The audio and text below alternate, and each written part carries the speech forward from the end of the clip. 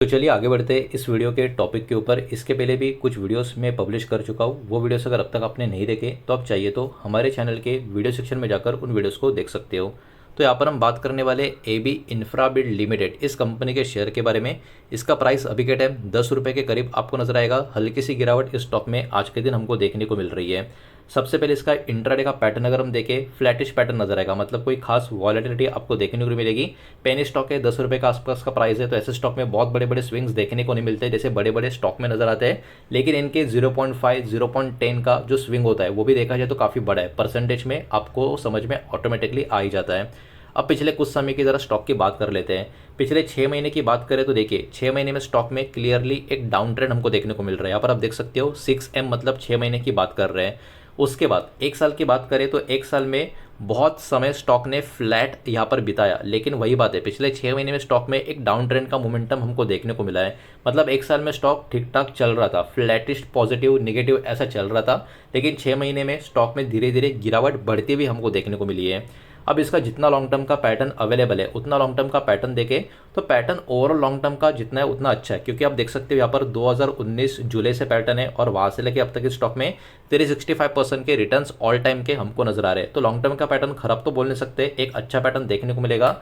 लेकिन इस पैटर्न में भी आप देख सकते हो बहुत ज़्यादा वॉलेटिलिटी आपको देखने को मिलेगी। जैसे 2019 में स्टॉक का प्राइस था 2 रुपये के ऊपर, उसके बाद धीरे धीरे करके स्टॉक का प्राइस 50 पैसे के आसपास चला गया। उसके बाद स्टॉक में एकदम से अचानक काफ़ी बड़े मोमेंटम आए, 6 रुपये के ऊपर चला गया, फिर से बड़ी गिरावट आई, 1 रुपये के नीचे चला गया, आप देख सकते हो यहाँ पर। उसके बाद ऊपर नीचे करके करके स्टॉक 20 रुपये के ऊपर भी काफ़ी चला गया था और वहाँ से गिर गिर के अभी 10 रुपये के करीब ट्रेड करता हुआ हमको देखने को मिल रहा है। मतलब क्या, मतलब ये वाला स्टॉक ओवरऑल काफ़ी वॉलेटिलिटी भरा अभी के टाइम नजर आ रहा है, लेकिन लॉन्ग टर्म के पैटर्न के हिसाब से अभी ये वाला स्टॉक अप ट्रेंड में देखने को मिल रहा है, लेकिन पिछले 6 महीने के हिसाब से स्टॉक डाउन ट्रेंड में नजर आ रहा है। तो अभी थोड़ा सा आगे बढ़ते हैं और इस कंपनी का एक्चुअली कामकाज क्या है वो ज़रा देखने की कोशिश करते हैं, बिकॉज कंपनी का जो नाम है उसमें कंपनी का काम भी छुपा हुआ हमको समझ में आ ही जाता है, लेकिन फिर भी काम देखना इंपॉर्टेंट है।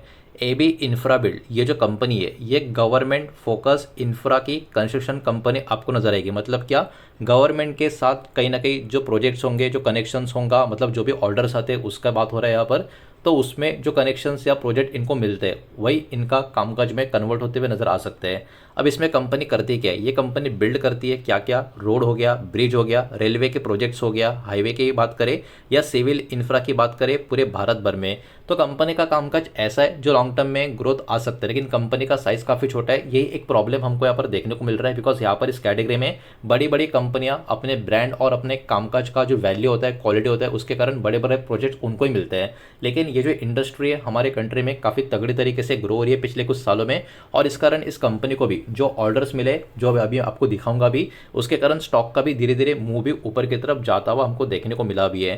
कंपनी मेनली जो अपना पैसा कमाती है वो कैसे कमाती है, EPC के जो कॉन्ट्रैक्ट होती है गवर्नमेंट डिपार्टमेंट की तरफ से, वो इनको जो मिलते हैं वो जीतती है, उसके थ्रू ये कंपनी पैसा कमाती है।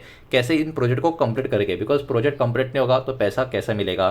साथ ही साथ कंपनी का जो फ्यूचर ग्रोथ है वो कहीं ना कहीं ज़्यादा करके गवर्नमेंट का जो स्पेंडिंग है रोड रेलवे इंफ्रा के ऊपर, उसके ऊपर ही डिपेंड है, बिकॉज ये गवर्नमेंट का जो ओवरऑल कामकाज है उसके फोकस में ये कंपनी अपना प्ले करते हुए हमको यहाँ पर नजर आ रही है। अब यहाँ पर थोड़ा सा इस कंपनी का पिछले 3 से लेकर 6 महीने का आप देख सकते हो, लास्ट 3 से लेकर 6 महीने का कुछ इंपॉर्टेंट कंपनी का अपडेट्स है वो ज़रा यहाँ पर आप देख लेते हैं, बिकॉज यहाँ पर काफ़ी बेहतरीन डेटा हमको देखने को मिल रहा है।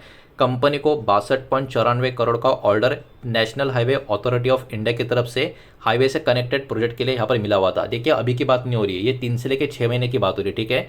इतना ही नहीं, इनको रिसीव हुआ है 66.96 करोड़ का LOA यानी लेटर ऑफ एक्सेप्टेंस, जो एक रोड ओवर ब्रिज का प्रोजेक्ट है ईस्ट कोस्ट रेलवे का। उसके साथ साथ अर्लियर इसी सेम पीरियड में कहीं ना कहीं कंपनी ने सिक्योर किया एडिशनल रेलवे इंफ्रा के ऑर्डर ईस्ट कोस्ट रेलवे से, जिसका वर्थ 51.4 करोड़ से लेके 42.68 करोड़ का अलग अलग नंबर हमको देखने को मिल रहा है, जो कहीं ना कहीं रेलवे प्रोजेक्ट का जो पोर्टफोलियो कंपनी का उसको भी मजबूत करता हुआ नजर आएगा।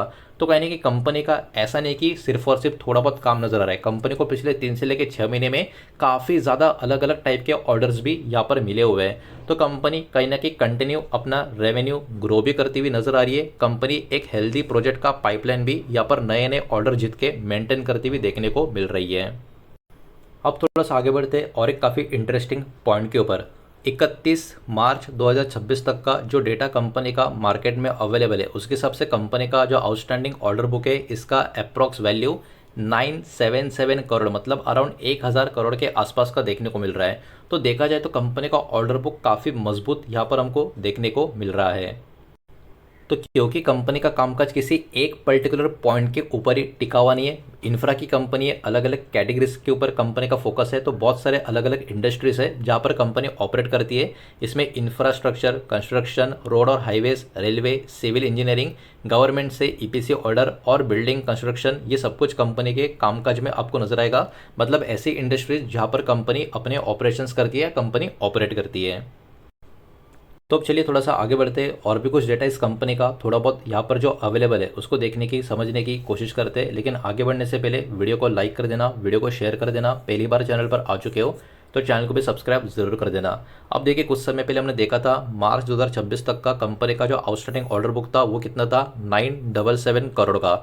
अब कंपनी का मार्केट कैप देखो कितना है, 641 करोड़ का। मतलब भाई साहब ये बहुत छोटी साइज की कंपनी है, रिस्की होती है ऐसी कंपनी, लेकिन compare to market cap company का ऑर्डर बुक उससे भी बड़ा है। ये भी काफ़ी कम बार आपको देखने को मिलता है। ये बिकॉज इसलिए हो रहा है बिकॉज इंफ्रा का जो इंडस्ट्री हमारे कंट्री का उसमें डिमांड काफ़ी लगातार बढ़ रही है, जिसमें बड़े, मीडियम और इस टाइप की जो छोटी कंपनी है वो भी इसमें पार्टिसिपेट करती हुई हमको देखने को मिल रही है।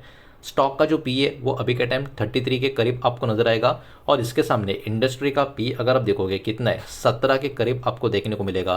बिकॉज जितना इंडस्ट्री में डिमांड है इस कंपनी का, ये स्टॉक का जो डिमांड है अभी कंपेयर टू इंडस्ट्री लगभग दुगना या दुगने से ज़्यादा हमको देखने को मिल रहा है। कंपनी के असेट की अगर हम बात करें, 362 करोड़ का कंपनी का टोटल असेट का नंबर है, जो ओवरऑल कंपनी का जो मार्केट कैप है उसके हिसाब से ठीक ठाक मान के चलेंगे। प्लेज परसेंटेज 0 है, मतलब कंपनी के जो प्रमोटर्स है उन्होंने अपना कोई भी शेयर गिरवी नहीं रखा है। थोड़ा सा आगे बढ़ते हैं और चेक कर लेते हैं अब इस कंपनी का प्रॉफिट एंड लॉस का स्टेटमेंट। जो भी नंबर्स होंगे यहाँ पर करोड़ में होंगे और पिछले 5 साल का, हर एक साल का फाइनेंशियल ईयर का डेटा जो अवेलेबल यहाँ पर है उसको ही हम चेक करेंगे। तो सब कुछ काट छाट के कंपनी का नेट प्रॉफिट अगर हम देखें तो नंबर एक्चुअली काफ़ी इंटरेस्टिंग है। पिछले 5 साल में, पिछले 2019 से अब तक का जो हमने कंपनी का स्टॉक का जो चार्ट देखा वो भी लॉन्ग टर्म में ऊपर की तरफ ही जा रहा था और नंबर्स भी आप देख सकते हो कुछ वैसे ही नजर आ रहे हैं। मतलब स्टॉक में जो भी तेजी पिछले कुछ सालों में हमको देखने को मिली है वो फालतू की तेजी तो नहीं है, बिकॉज कंपनी लगातार अपना प्रॉफिट ग्रो भी कर रही है। 5 साल पहले कंपनी का प्रॉफिट था 1 करोड़ का, फिर हो गया 8, फिर 11, फिर 16 और अभी कितना है 19। मतलब हर साल कंपनी का profit compare to previous year ऊपर की तरफ जाता हुआ हमको यहाँ पर देखने को मिल रहा है।